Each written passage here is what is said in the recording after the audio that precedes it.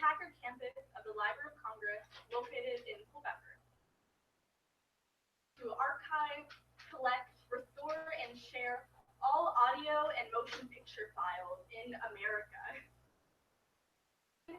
They opened this gorgeous theater to the public, movies on the National Film Registry.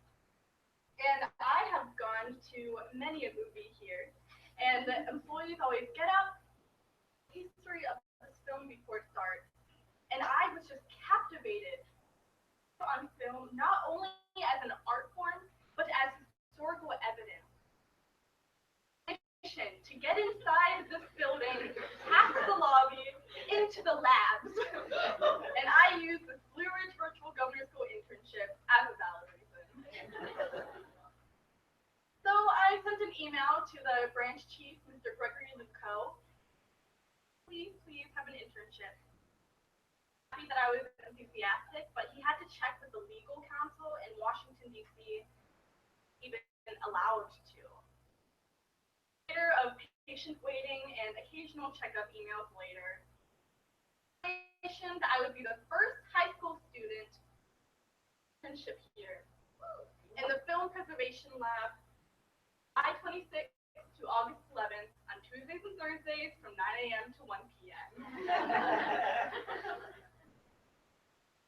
Oh, and let me tell you, the view is just as beautiful from the inside looking out. So each of the 3 weeks, I had a different mentor. Carol Galbraith. The second week, Mr. Huck Powell, not pictured. Mr. Pat Kennedy. Although these were my official mentors, the person who worked there that I encountered were incredibly willing to teach me and share their knowledge. It means that the real world isn't as serious as I had pictured it in my head. The first thing I learned was how to inspect film, which Miss Carol Galbraith taught me. What you do is you see these old reels of film. This one was 101 years old now. For any scratches or rips or tears in the sprocket, which are the holes on the, and you just repair them, you tape them, you trim them. They'll go through the future machines smoothly without tearing, because that would be horrible, because often these are the only copies that, or definitely the best existing copies that exist. And about digitalization, where you wind up film into these machines as shown, and the film onto that computer. Huck Powell was in charge of this laser graphic scan station, where you can do quick edit. Pat Kennedy was in charge of the telecine, way more complex. Hooks up to this big control panel. Pretty much any Hollywood quality, so color, and even like other special effects. As you can see, this is one of the best existing qualities of the original Star Wars film that we got to see.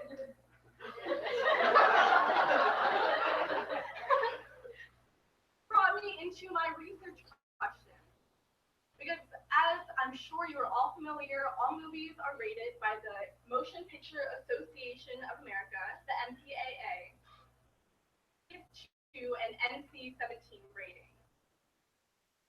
Find out how efficient it was in achieving its goal, and which its goal is to have these ratings be a guide for parents to then be informed so that they can what their kids watch and protect them from harmful influences, and also to protect the freedom of expression of filmmakers. However, I learned that this often doesn't work as they originally planned, because their influence is just massive. They truly have a monopoly on the rating system, which is a great idea, but sometimes it can have harmful effects. The documentary Bully by Lee Hirsch, which follows 4 different students to 18 who really experience bullying. And it includes all of the realistic, harsh, unpleasant language that bullying often entails. However, because of this context, it was given an R rating. It couldn't even be shown to marketing, which is the youth. This caused a national outrage. It was on Ellen, it was on Change.org, all of your major news stations. You find this documentary. It was enough push for the MPAA to budge a little bit. Take out a little bit of the language, a PG-13 rating. So it worked out in the end, but this shows that you have the nation's support, and often it can freedom of expression and the motives of filmmakers. So after being pumped up and really excited about this film, I wanted to share my appreciation with Orange County.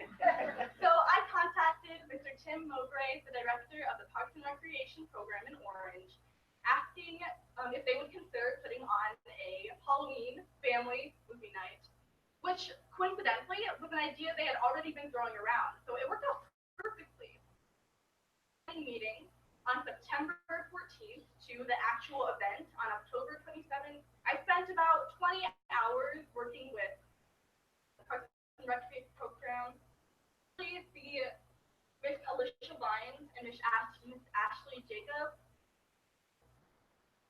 So the big part of planning was we chose to show Hocus Pocus on October 29th. I'm sorry. The rights to show these movies cost dollars that we didn't exactly have. Some business letters and sponsorship forms, which I then had to deliver, which had to have been part of the entire project, but I powered through. Advertised, creating these posters and causing some hype, sharing my appreciation as soon as I could. A huge success.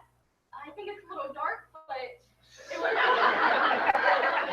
there was a full pavilion of families who came and saw, which was really amazing to see that I could be part of something that people wanted to go to. I didn't have to force them or anything. Even made a profit. Dollars.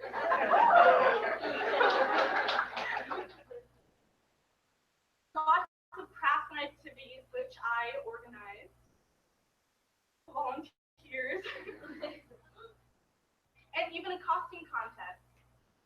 Talking to people at the event, they all really were appreciative of this, that they could come with their families, and everyone said that they would definitely go to another movie night if there was one. So, as my legacy, I received confirmation that we will be continuing movie nights. This year alone, it's possibly about 3 more movies that the Orange County, Parks and Recreation and Office on Youth agreed to continue. And today, I also received confirmation that it is being nominated for a Best New Community Event among the regional Parks and Recreation program. So my advice to future seniors in Blue Ridge Virtual Government School is that this project is what you make it. It's either going to be something that you check off the list and just barely manage to complete and survive through, opportunity for you to learn something completely new. I didn't know anything about film before I started this, and really am passionate about now. So you get to learn about yourself, you get to learn about your community, you get to learn about the world. This is your full advantage. And right now, JNU is my top choice, and I definitely want to study something creative, but I don't know what that is yet. I suppose I'll figure it out along the way. Thank you all for watching. Special thanks to all of my mentors, my mom and dad, and my beautiful advisors for supporting me from the beginning to The end. And